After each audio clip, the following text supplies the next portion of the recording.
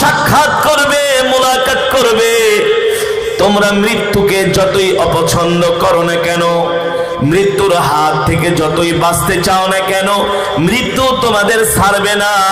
মালাকুল মউত তোমাদের সাথে সাক্ষাৎ করবেই করবে, ঠিক কিনা বলেন?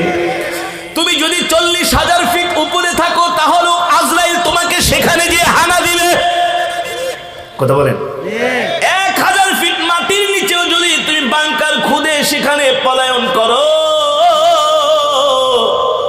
মৃত্যু তোমাকে ছাড়বে না, মৃত্যু তোমাকে ছাড়বে না। তুমি যেখানেই থাকো না কেন অনিবার্য মৃত্যুর সাথে তোমাকে সাক্ষাৎ করতেই হবে। মুসলমান, আমরা তো মৃত্যুর কথা স্মরণ করি না। এখন যদি মারা যাই, সর্বোচ্চ সকাল 10টার মধ্যে আমাদেরকে দাফন দিয়া কবরে ঢুকিয়ে রাখা হবে।